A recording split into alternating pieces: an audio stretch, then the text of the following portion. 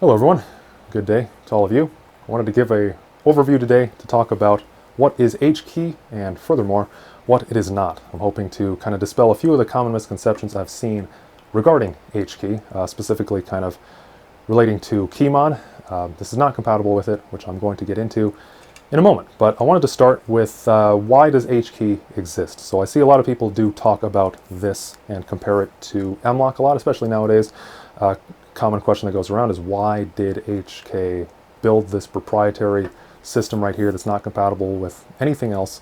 Why didn't they just go with MLOC like the entire market has been going to? Keep in mind this was made kind of around the time when MLOC wasn't super standardized. KeyMod was still really popular back then. It was kind of a few years ago now.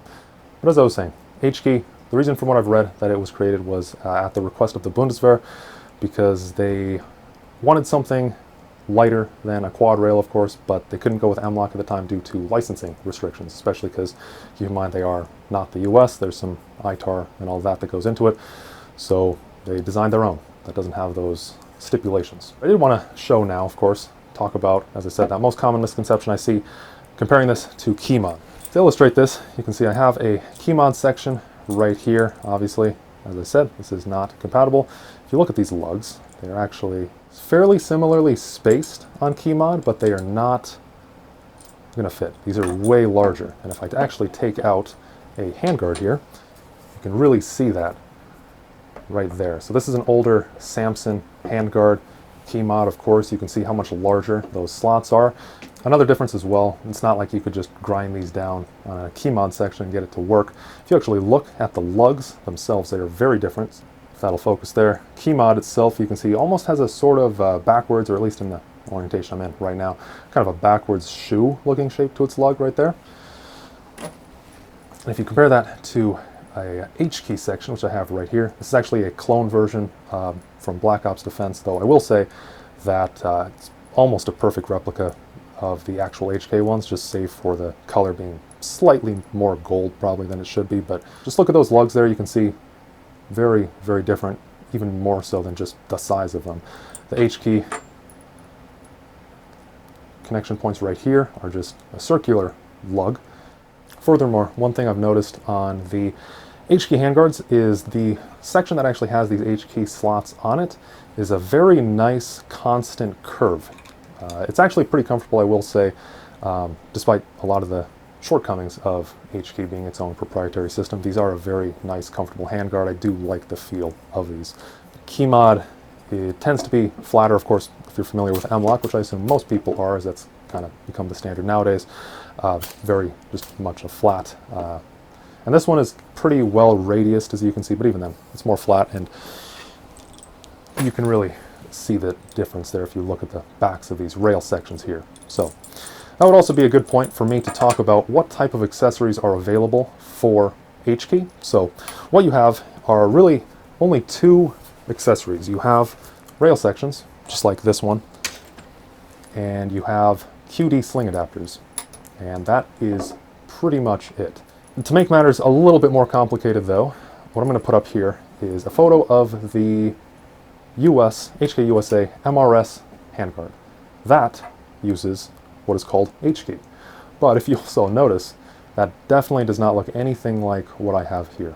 So interestingly, despite the name, I will probably just call this the true HKey. So HKey USA, a couple years ago, on their MR556s and MR762s at the time, they were putting this MRS rail system on them, which they called HKey, but obviously it's not compatible with this at all. So if you have rail sections for the MRS, they are absolutely not going to work on the European version of HKey. So just keep that in mind as well.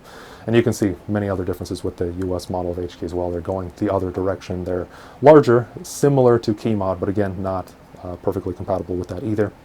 So a lot of weird things going on there. And if you're talking about the HKey USA version, there's really pretty much only rail sections available for that. Not a whole lot else. To go into the interfacing of HKey, as well as some of the handguards and parts that use this, of course, you just have the slimline MR series handguards, or the MR223, MR308 series handguards, I should say. The US market does not have these. They're pretty hard to get, but The amount of slots that you get on an HKey handguard is identical between the short version and the long version. This here is the long version. Only difference with the short version is it just terminates right about here. So you have 9 slots right here, and you just have these holes here just to lighten it up a little bit. Very, very weird decision, I would say, on HK's part, since these are pretty much the only ones I ever use. And it's the same on the other side, though. A little bit blocked given what I have here, but you can see. And also, this has a Picatinny, of course, on the bottom, but similarly, they terminate that towards the front here. You can't really bubba an M-lock section. I was kind of experimenting with if I maybe could, and not really, as I said, because this has that constant curve to it. You really can't fit anything in here. Now, the reason for not having anything up here, from what I heard on an older Larry Vickers video about the G28 handguard, which, if you're not familiar, I'll put up a photo of it right here. That is a quad rail, but it has a similar thing where they have the quad rail, but it terminates right around this area.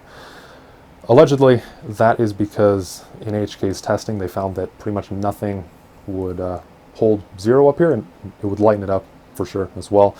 But on the other hand, a few years later, they made the G95K handguard, which, again, photo up here, looks very similar to this one, the civilian variant, except it has a pretty much a straight front rather than this slant, which I do think kind of looks cool, actually. I do like the slant, but it actually has HKey slots that go all the way out. And also, the Picatinny on the bottom goes all the way out too. So it's very strange that they didn't choose to do it on this. I do know that they have laws against mounting weapon lights, so maybe it was something with that, just to really make sure you can't mount a weapon light in a proper location, which is why I'm using a light wing here, just to kind of get around that. But an odd decision nonetheless. So these long handguards, they're nice because you can get your hand further out, but a little strange given that you can't actually mount anything up here.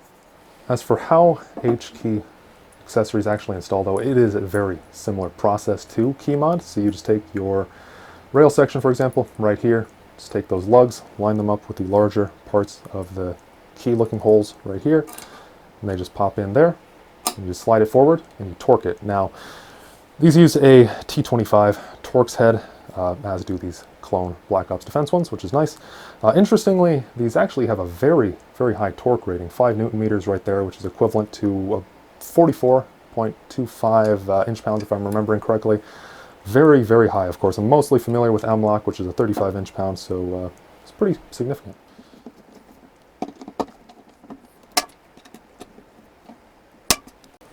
Just like so.